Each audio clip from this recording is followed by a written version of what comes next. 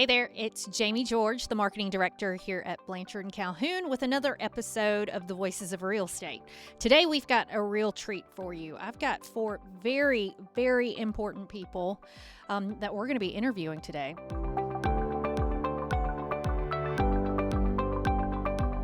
So I've got Cal, Cheney, Austin, and Will, and we're going to talk all about the Development Authority, things that we've got going on, and just answer some of those hard questions. So how are you guys doing today?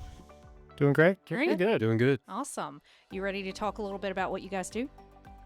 Absolutely. Yeah, let's go. All right, Cal, well, since you're close to me, why don't you introduce yourself, talk a little bit about your role and what you do, and we'll just kind of go down the line. All right, I'm Cal Wray. I'm president of the Development Authority of Augusta, Georgia. Been here 8 years. We are everything to do with economic development for Richmond County except residential development. So any type of development within Richmond County, we probably play some role. Okay. Cheney Eldridge. I run the Development Authority in Columbia County. We're very similar in that we try to work all types of economic development projects outside of single-family residential. Austin Stacey, Executive Director for Burke County Development Authority. I've been there a little over 2.5 years, and we touch on almost everything from industrial, commercial, real estate to, even small business and housing. So I'm Will Williams. I'm with the Western South Carolina Economic Development Partnership. We are not a development authority. South Carolina doesn't have that. That's a totally different show. But like my three colleagues here, we kind of focus on the same things: industrial, some retail, and like everybody's job description has other duties as assigned. Okay. Well, I'm sure you guys all work together a lot, right? Probably some joint efforts and projects.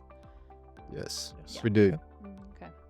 And lots of marketing together, whether it's something like this or going to a conference together. Our region is very strong, and that's unique in economic development, especially having another state.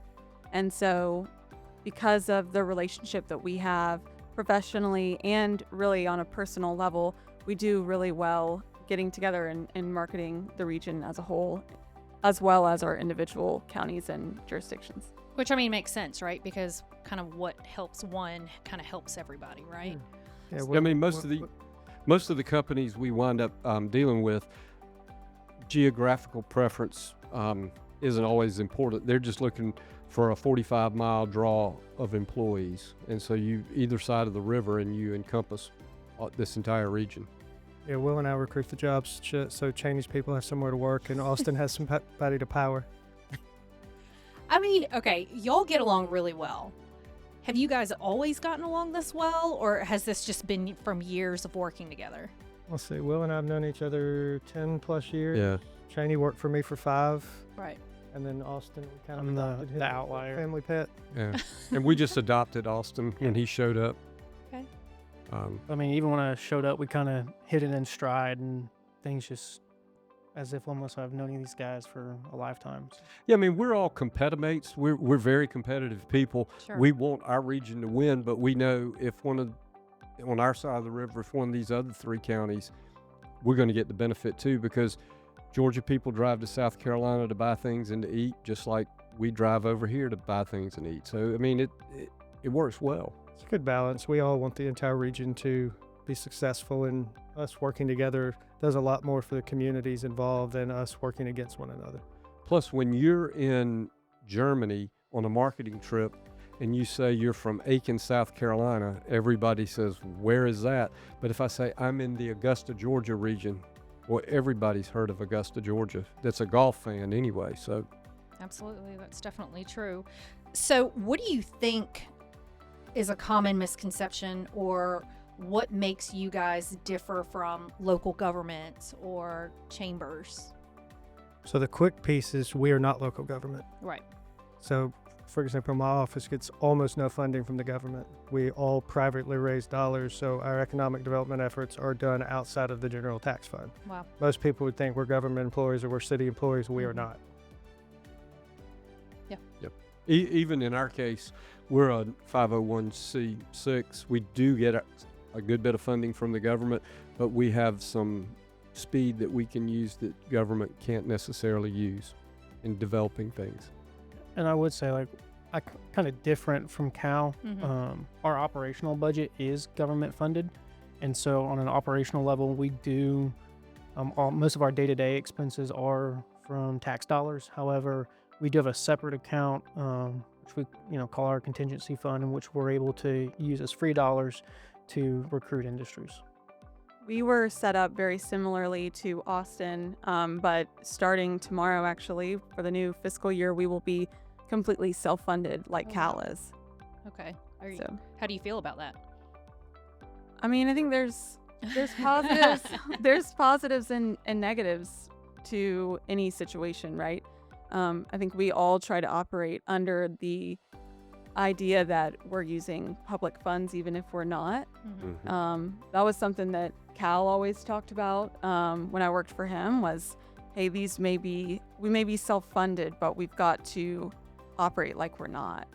And so just continuing to carry business like we always have, but now we've just got to pay more attention to interest rates to get interest income. Yeah, that totally makes sense. So let's jump a little bit to just like why economic development should matter to residents, right? It seems like it would be kind of an obvious answer, but I'd love your take on how you would answer that.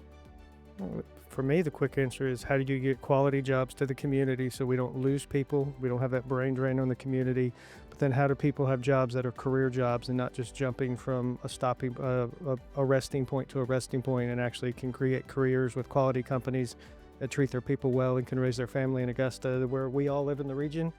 Our families are here, and we want to see what's best for all the people who call this home. Absolutely. From the Columbia County perspective, our focus really is on how do we take a lot of the tax burden off of the residents. It's common information that what houses use, their tax dollars do not cover when it comes to services and the cost of those services. And so by bringing in industrial users, you can reduce that on the household for taxes. And so that's really what our strategy is what can we bring in that's going to continue to reduce the tax burden on our residents. When you start bringing in industrial, let me know. I'm trying. Or Cheney. Yeah, I would say for us in Burke County, it's, these jobs are, we got to provide opportunities. I mean, we do have a little bit higher unemployment rate than the state average. We do have a higher usage of, subsidies within our community. And so trying to find the right jobs that, do have a quality of life wage associated with them, that with a little bit of retraining, reskilling, that, our local constituents can go right into. And the way I look at it, it's kind of similar to what these three folks have said, but I'd like for the children that have grown up in the community to stay there and have something to do, make a great wage, be able to have a career and have some growth, but also the tax revenue helps offset many things. As Cheney mentioned, housing doesn't pay for itself. And also the spinoffs that occur. I mean, statistics will say there are 2 to 2.5 jobs created elsewhere in the economy for every one manufacturing job that we help create. So, we all want things, and we have a lot of places we can visit. Not every community in the U.S. has the kind of things we do that quality of life issues. As you see, we poke fun at each other, Mhm. but the different I feel like the different it's markets. really you poking fun at all of them. That's never been a truer fact said. He's I thought I trained her better to push back. But I've we been do media that. trained. We do, because of the different markets, Aiken, Edgefield, Columbia County, Richmond County, Burke County, we each offer different pluses for either the businesses or the residents. And I think we're a good complement to each other. That's why you have so many people moving back and forth between counties every day. Right. And I mean, obviously with growth, right, there comes some challenges. What are some of those challenges you guys feel like are biggest to our area? Workforce is that biggest challenge. How do you get the skill sets in the market so that as jobs are created, the people are ready to take them? Typically, they're higher wage rate jobs. So typically we're seeing fewer jobs per location, but they're higher skill sets, so higher wages. How do you get Augusta University or USC Aiken or Aiken Tech or Augusta Tech to have the training program so that these employees are plug and play ready to go right into the jobs and demand that higher salary? That's probably the biggest challenge, is probably the biggest driver for companies looking to locate. Well, the challenge that I see is kind of on that same vein, except on the other side. How do we get young people to think that manufacturing is a worthwhile career, and not becoming a influencer or something like that? I mean, there is some staying power in terms of having a career in manufacturing and growth opportunity. I've seen your account. You could be an influencer. That's right. I'll echo Will. I mean, one thing for us is retaining our youth. Obviously, we have great technical schools here in the region, and showing them what the opportunity is. I mean, there's, I would say, a good half of the high school students don't drive past the industrial park if they live on the north side of the county. They don't even if you drive past it, you can't tell me what Ritz does. You can't tell me what TMC does. You can't tell me what Samson does. Nobody knows. You just drive past it. It's just a sign that you see. So really showing them, getting them in these facilities and saying, hey, here's the opportunities that you have at home. You don't have to leave home to find a good quality, high paying job. Second thing for us is infrastructure on a water sewer level. The city of Waynesboro is the only utility provider in the county. The county as a whole doesn't have a utility system. And so trying to coordinate with them and, make sure that we don't overload the system or put too much on at the same time while still trying to plan and accommodate the growth is a large challenge, because a lot of our sites that we have aren't even water sewer fed. So when we located Ritz, I mean, we had to pay for that extension out of pocket. Wow. And so, there's just different challenges like that, if we can get ahead on the planning side, we can mitigate. But at some point, there's going to be an issue where we have no more capacity. And so it's going to, put a halt on the development. At the same time as kind of this workforce conversation that we're talking about, also trying to protect the industries that we do have that have that current workforce. We bring these new jobs into the region, and so often what we hear is that they left their current existing role to go to this higher paying job, which obviously is the goal, right? We want everyone to be at their best potential. But so not just creating a workforce pipeline for the new jobs, but also if that means backfilling in old positions or existing positions. Sometimes that means helping our existing industries understand that what they're paying is not competitive any longer. And that's often a hard conversation for them to hear.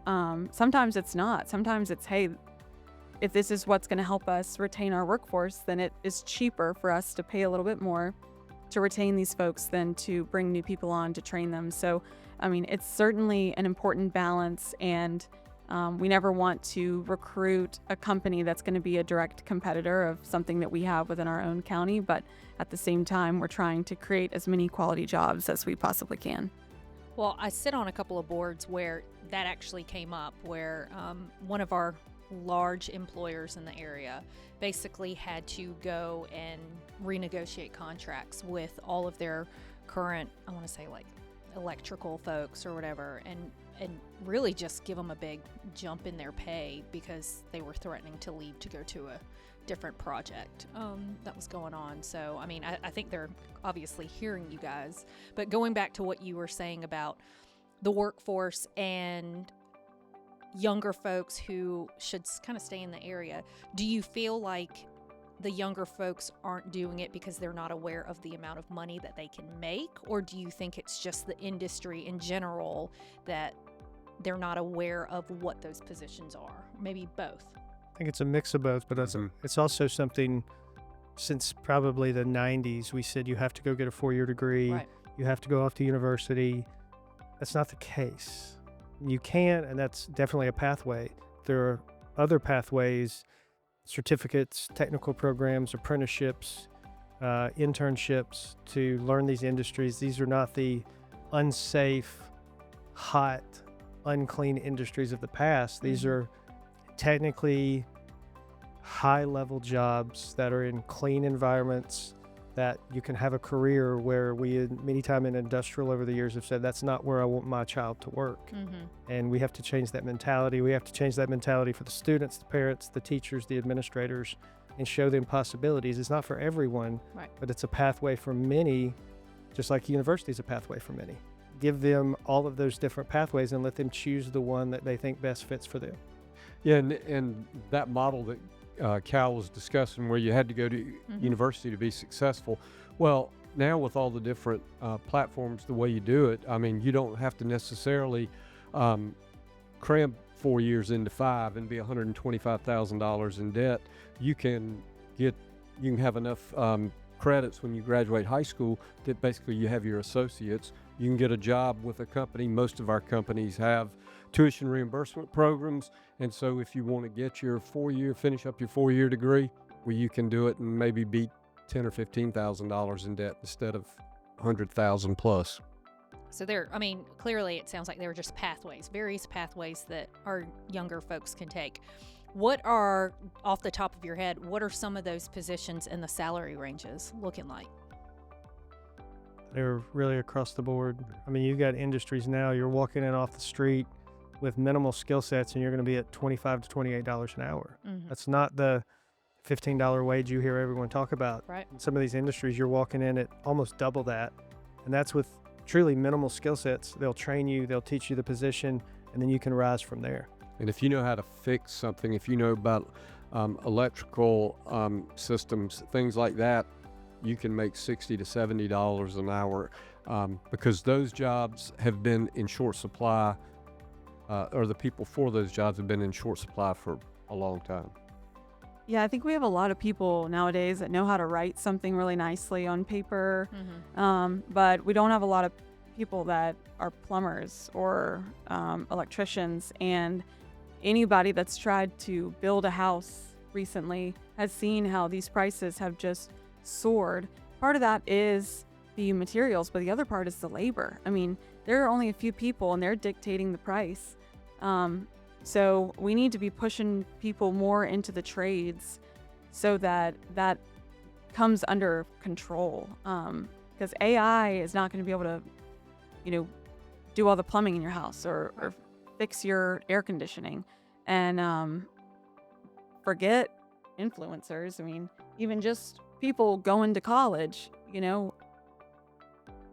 what can we do to change the mentality from what we all thought we needed to go do, and really the change that needs to happen so that we've got that pipeline for the next 20, 30 years.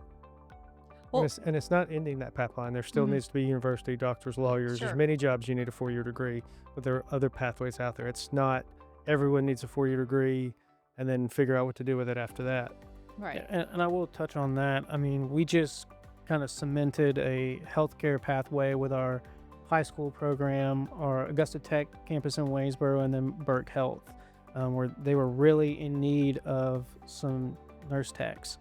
And to the point where Burke Health was paying scholarships for the students in the pathway in the high school to go to Augusta Tech and then go work for them once they got their certification. And so really in high school, they were doing shadowing at the hospital. They graduated. Now they do about a year long of certification of classes that they need to finish up on. And then they got a job making $30 an hour. And they're right there at home.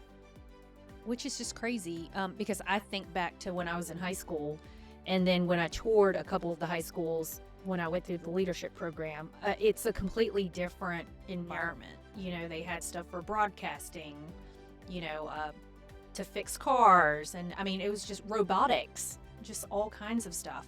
So what do you feel like employers now are really looking for when it comes to the future workforce? I think it's aptitude. Yeah. Can you learn to do something? They have their programs to teach you. Do you have the aptitude and the patience to learn it? I think that's it. Yeah, I think a lot of our manufacturers say they just want somebody with a good attitude that'll show up when they're supposed to and on time.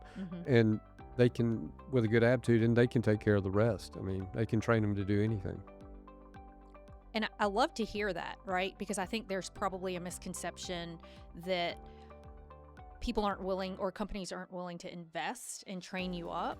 And I feel like that's a completely different from the statement you just said, right? That they want you to come in and they're going to provide you with the tools, the knowledge, whatever you need. You just got to be willing to meet them halfway and do it. Well, they've got time and cost into everybody they hire. Sure. They're willing to train. They want long-term employees.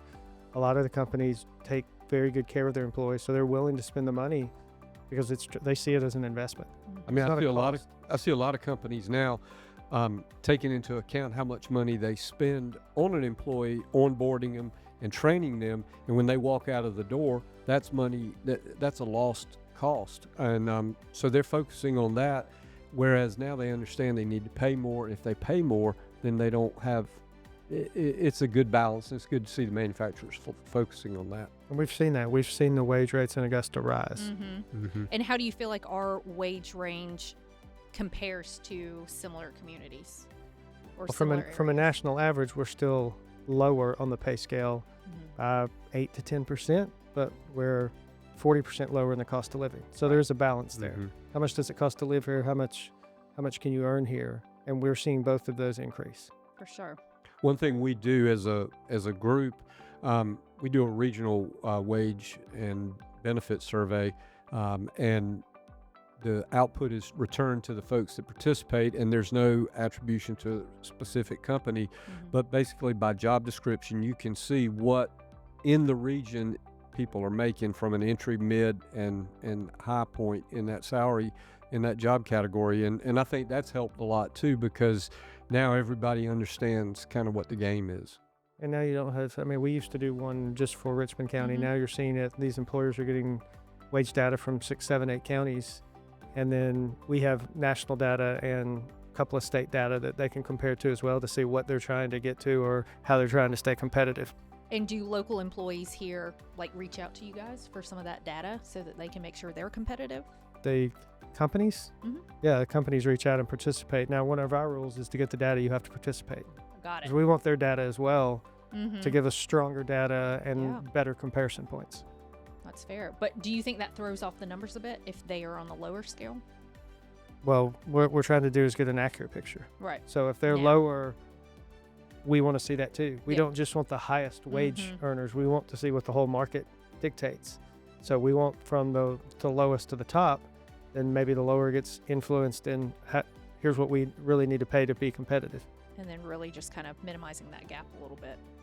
So what do you think local high schools or our community what can we do better to help attract and retain better talent?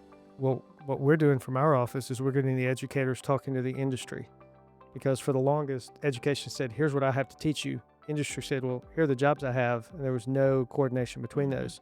So we have groups now that are truly industry and educators together talking, how can we work together? What do we need to teach our students? What do you need? And making those. The other thing, and I think, Cheney, you were still with us when we did Be Pro, Be Proud. It's a program started in Arkansas. The master license for Georgia is now in Cherokee County, but they come in for a week. They typically go one day to a school. They set up this mobile training unit, show the kids some data, let them play with the trainers. We just set it up here for a week. So last year we had 83% of the 8th graders in Richmond County go through that. They can sign up with an email, see what jobs are available, see what the wage rates are, see what skill sets they need. Do I need a 2-year degree? Do I need a certificate? Do I need a 4-year degree? Here's what the job's paying. Oh, here's what those training programs cost. Is this something I want to pursue? Here's what I could make, and here's what it's going to cost me.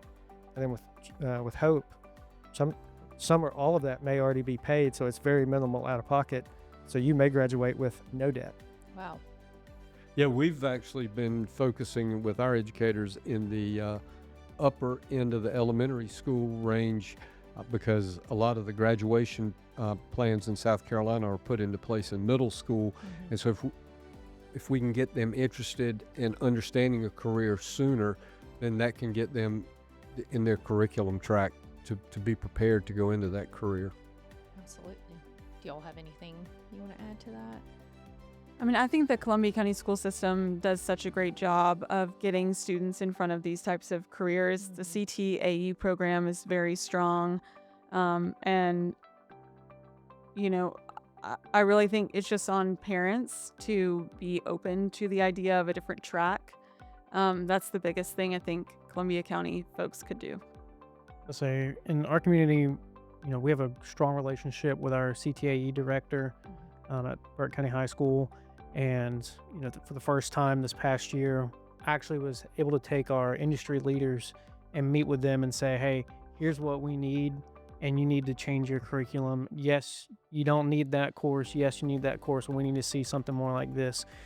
And then also having, you know, Augusta Tech at the table to kind of fill that gap and say, okay, well, if the high school can't do it because of whatever reasons, can you pick up, you know, the difference? And so we've so far had, you know, good success with that, and just those conversations, getting that curriculum implemented, and really starting in August, we'll see, hopefully, you know, some good response from that.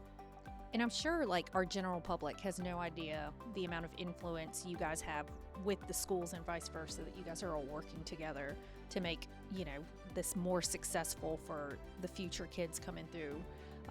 And the future possible leaders of our community. So, I mean, that's great to hear you guys work so closely, like with our school system and stuff. Sometimes I think we're like connective tissue, just because this group might not know about this group, and Right. but we do. I guess we're kind of like an inch deep and a mile wide. Makes sense.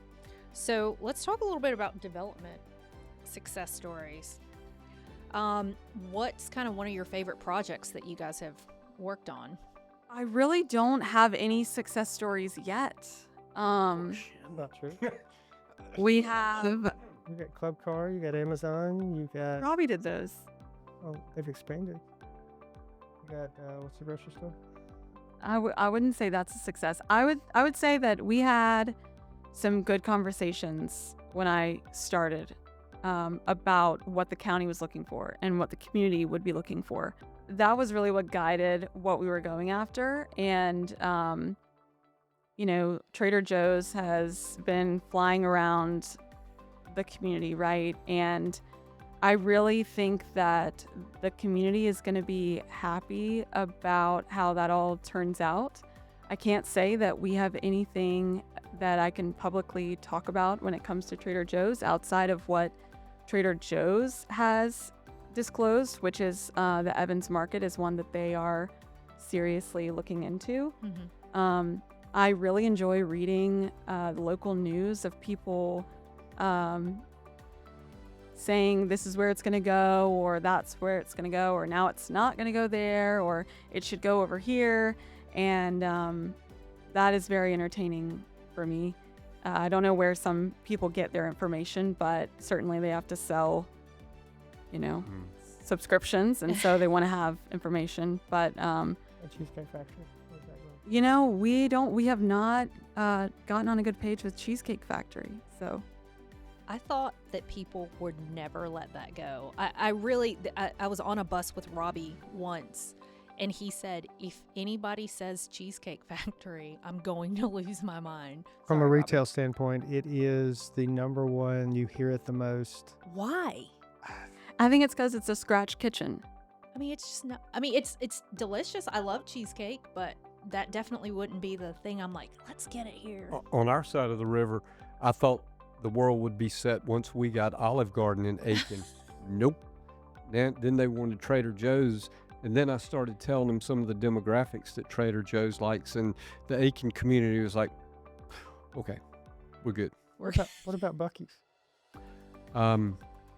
Buc-ee's has looked in the I-20 corridor in South Carolina. Just didn't find a site suitable.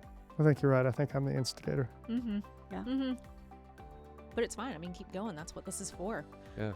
Buc-ee's looked on our section of the I-20 corridor, and we also just couldn't find something that really worked. It's hard to find a site.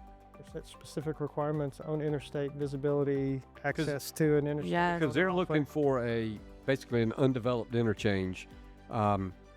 and that's probably going to be a rural interchange, and they're looking for 60 to 70 acres on a hard corner of an interchange. And so if you Then look you at need water and sewer. the And water they- Still gotta they- have and natural infrastructure. gas, They need a lot of infrastructure. They're going to, put you in have a to build a whole new interchange, and that's $120 million, and who pays for that? And I mean, trust me though, the sales tax revenue, everything, the salaries are fantastic, but they don't want to be everywhere, and they don't fit everywhere. Sure, that makes sense.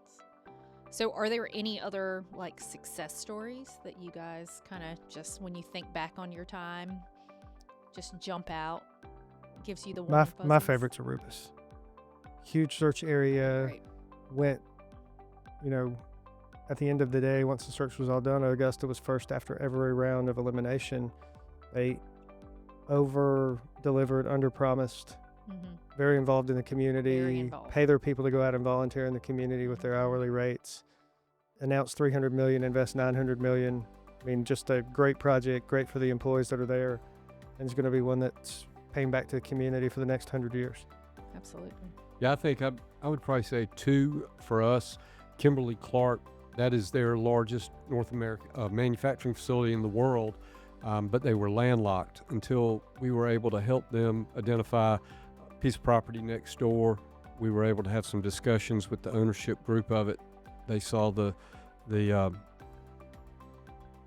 need to sell it to Kimberly-Clark, and now there's a 1.5 million square foot regional distribution center, which will free up some existing footprint for additional manufacturing capacity. And then obviously Meta and the 2 smaller data centers that we have that have improved by paying for their own needs in terms of electricity, in terms of water and sewer, those kind of things. So those are, and Meta has a huge community commitment component to them, and that's already paying off for our community.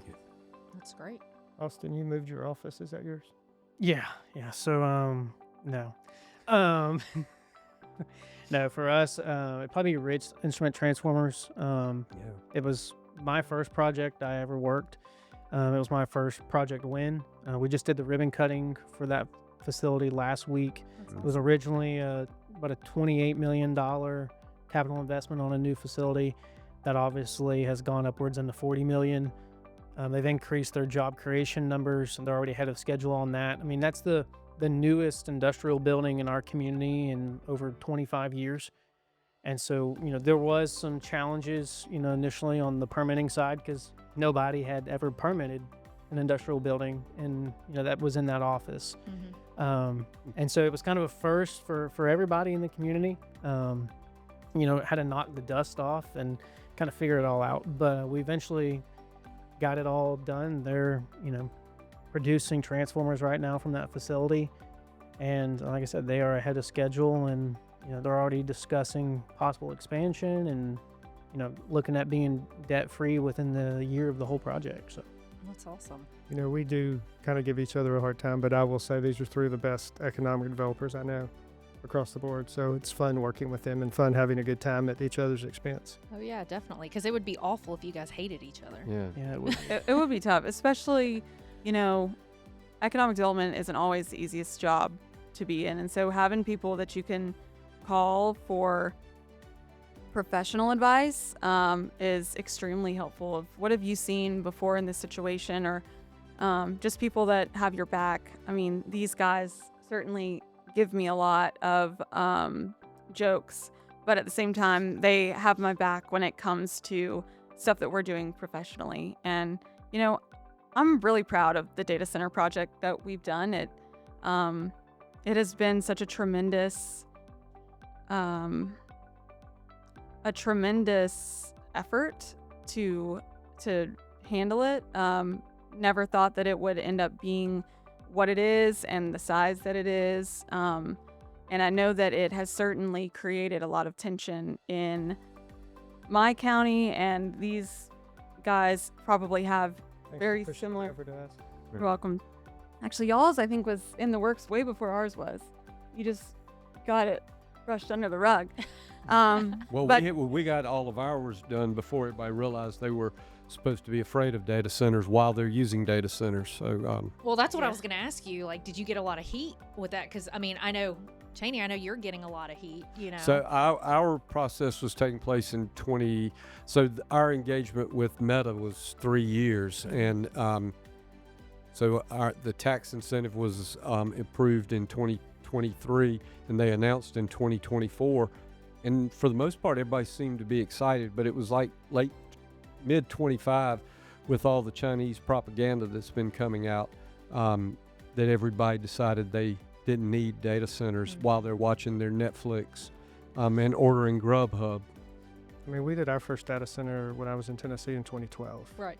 It was celebrated by the community. They've been a great community partner, great project. They give back to the community. And I can't say most, there are very good data center projects. And people don't think about that. You hear about the bad example or the bad apple, and people want to attribute it to every one of them. It's just not the case. Right. I mean, I've said this recently. There were good data centers and there were bad data centers. We turned down at least a dozen before the one that located. But in our case, that property was rezoned by the private landowner. All the entitlements were done by the private landowner. Our office did none of that. And there was a data center that located on that site previously that had a big sign up for 3 years. We had nothing to do with that project. That was all done by the private landowner who got his site sold, or was able to sell his site to that data center project. And then that one fell apart. This much better one comes along. Same thing. Private landowner sold his site to the private data center developer. It'll be a great project for the community. I know the adjacent residential have fears of it. They're asking good questions and they're getting good answers. And the company has to follow law and regulation. As long as they follow law and regulation, there'll be minimal to no problems. But it's hard until something is built for the adjacent landowners to see that and understand what this company really is about versus all of the horror stories you see across the country. Sure. Because there can be bad ones. We don't believe this was one of those, but that was the first part of that was done in 2022, 2023, again, before everyone hated data centers. Right. And the technology has changed over time. Yes, they did use a significant amount of water, but they have certainly worked on that and cognizant of that. Power is still an issue, but power certainly bolsters everybody else's power around them. And if they can't get power, they're not going to be built. I mean, nobody's going to spend $200-300 million or plus dollars and have it just sit there not running. I mean, it's just not going to happen. So I think having some skepticism is good, but there are other industries that we're all familiar with that use more water and as much electricity. Like if you like almonds, go look how much water it takes to make almonds grow. Food, whether it be beef or poultry, takes a lot of water. And how much water do we all throw on the ground during the summertime? Sure. I mean, do you guys feel like a lot of it is really just the fear from the misinformation? Why there's so many people who are just, you've got the people who are like, okay, let me research it, let me find information. And then you've got the people that are just like, I don't care what you say. This is bad. We're not doing it. I think both. And I think there are some bad actors in the industry. I know crypto mines certainly can be noisier. They can be here today and gone tomorrow. But a true data center, whether it be for Meta and its platforms or your medical records, things like that, they're going to be around a while. And I mean, the people that work in those data centers, they have to live somewhere too. For sure. Well, and every time you take out your phone, everything you do on your phone, I don't care what app you're using, just using your phone, it's got to go through something. And do we want to push all these to China and have all our data go through China? No, they've got to be in the U.S. You've got to find the right places for them. But unfortunately, sometimes the right places is an inconvenience for others. I think, in a way, the economic development in our communities are victims of our success. Because you've had a lot of growth into our region, and people, you've developed a strong case of NIMBYism, but also cave people as well, Citizens Against Virtually Everything. I think with the populist political movement that's out there, people and the information, whether it's right or wrong, is available for you, and it's easier for people to speak out against things. For sure. Yeah, and I think it goes a step further than just, pulling your phone out and logging in, but like every time you start your car. I mean, we can all pull our phones out and look at, if our car is locked, if we can start it from an app, we can see how much fuel we have in it. But it also, even goes a step further. We got farm equipment that is autonomous, that operates completely and solely on GPS technology. Burke County, number one industry is ag, and has been since its inception. And so, there's farmers out there that can irrigate their corn at 500 plus acres through an app on their phone. Wow. And so it's not just, Facebook, Google, all those quote bad people. It's really a way of life that we're going to have to adapt to. I mean, it's no different than cell towers, back in the 80s and 90s. I mean, they went up everywhere just to get coverage. And yeah, people are like, those look ugly. I can see them from 20 miles away. You won't be able to see a data center from 20 miles away. But the functionality is almost very, relevant on principle. This is just another evolution in the technology improvements that we've gone through. I mean, we went from horse and buggy to automobile. We went from, we've had airplanes. I mean, we've had electricity introduced. This is just that many people thought that automation was going to kill manufacturing jobs. And really it hasn't. It has caused the jobs to become more educated, better trained than they were before. And the birth rate in the United States continues to decline. So there are ways to make these things happen. AI is eventually going to help us all be better. I know many of us are using it in some form or fashion. But we all have to have a healthy dose of skepticism. Absolutely. There are good questions being asked. Yeah. Are they loud? Are they going to use all our water? Are they polluting? I mean, all very valid questions that need to be asked. Well, and I know, Cheney, I think I saw maybe on Facebook or something, you visited a data center, and one of the things you were looking for was like noise. And you said inside you could hear it, but outside you really couldn't, right? Yes, that's so true. We visited two, one in Social Circle and one in Atlanta. And the one in Atlanta, we got to go inside. And so standing on the outside, as well as when we stood on the outside of the Social Circle data center, there was no sound whatsoever outside, to the point where we didn't even know if there was any equipment inside this Atlanta data center. Wow. And so the further that we got inside the building within the shells that it had, we finally got into the server room, and it did have a noise, like hair dryers were running that level.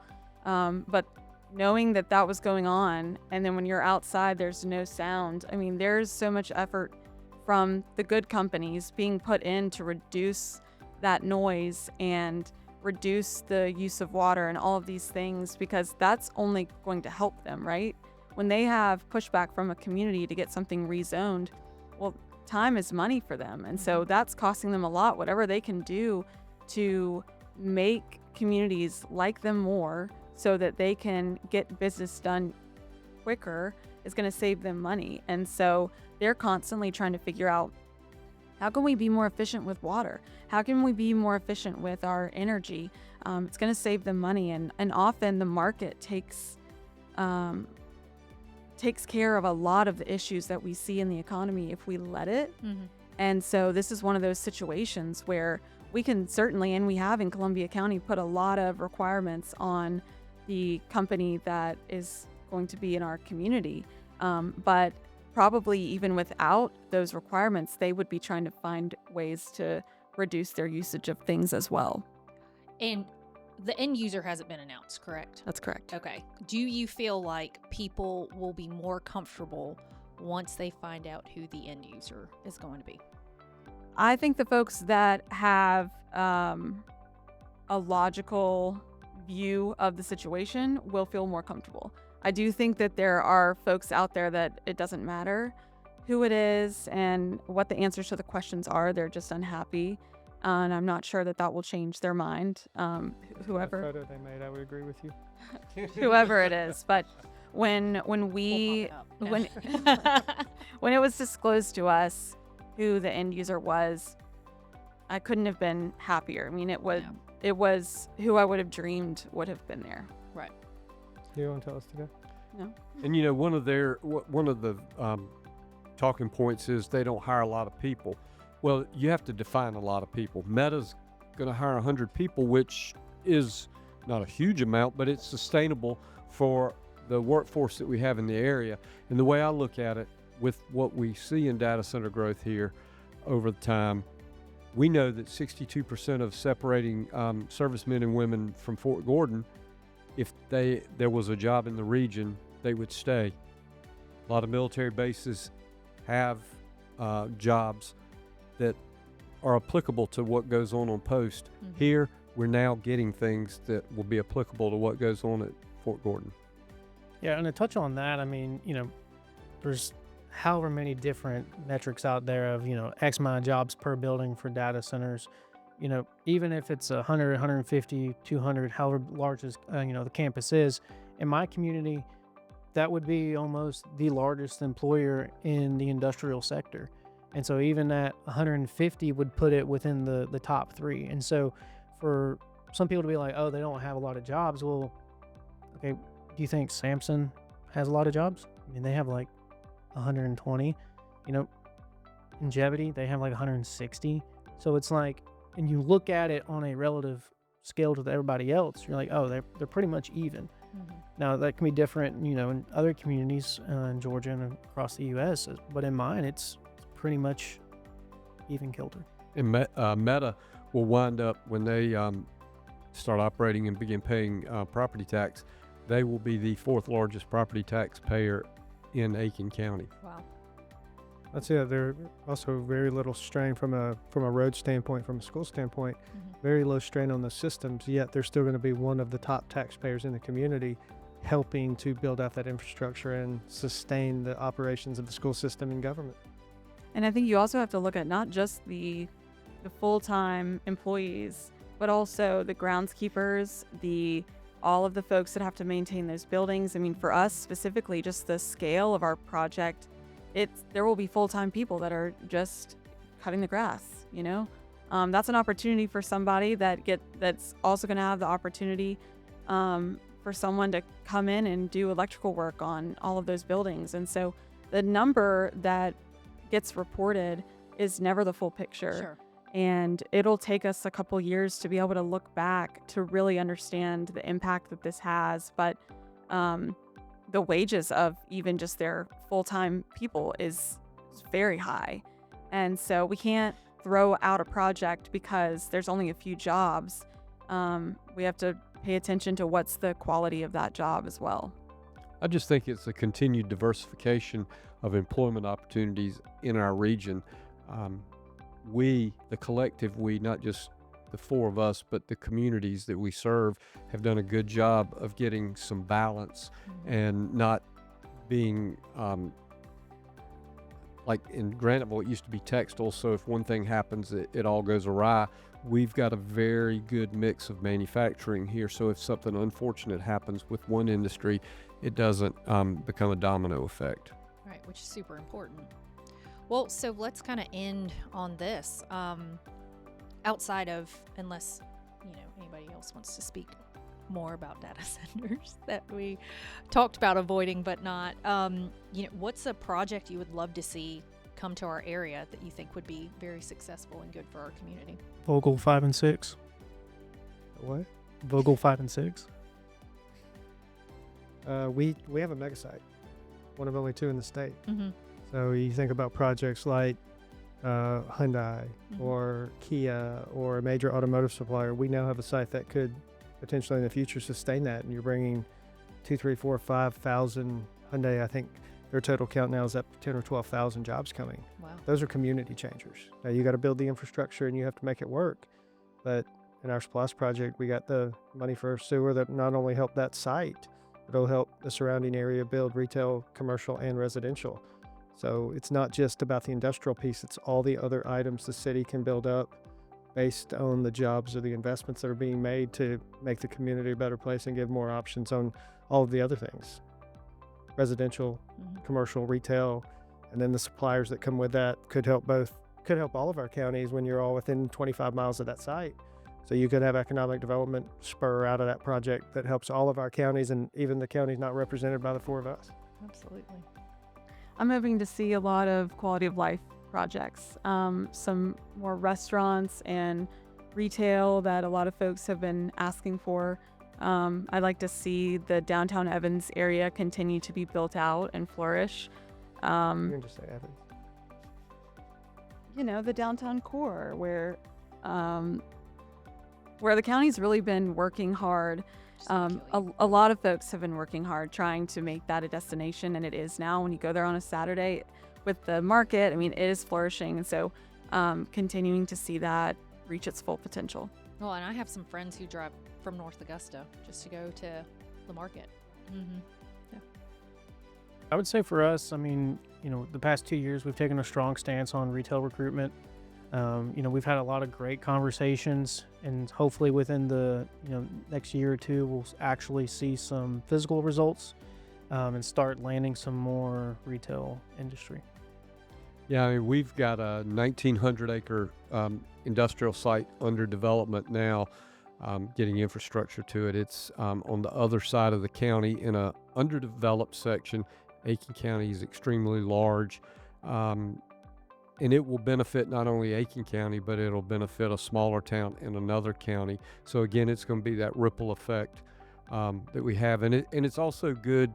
I want to see our region continue to support one another. I was sitting yesterday at my Rotary meeting with a lady who, you have a very outstanding orthopedic hospital in Burke. So there's a lot of people from Aiken County that go to Burke County to have knees and hips and shoulders replaced. I mean, those are the kind of things that the average person really doesn't think about, but makes us stronger as a whole. Absolutely. Well, I mean, I know we really appreciate, your time. We know how busy you guys are trying to just make our communities prosperous. At least two of us are busy. But, we are so appreciative of everything that you guys do, and we hope that you'll come back on our podcast, especially if you guys have some exciting news that you want the community to know. We definitely want to help you guys get that message out. Well, what y'all do really helps us because y'all have product in the market for people that most manufacturers bring about 10% of their workforce from somewhere else. They got to have somewhere to live, and without good real estate teams, we don't have that. Well, we are trying. We are definitely trying. We definitely have some products coming on the market that I can't exactly speak to at this moment, but that will be coming out the next couple of years, some in your area as well. But yeah, we're excited about it.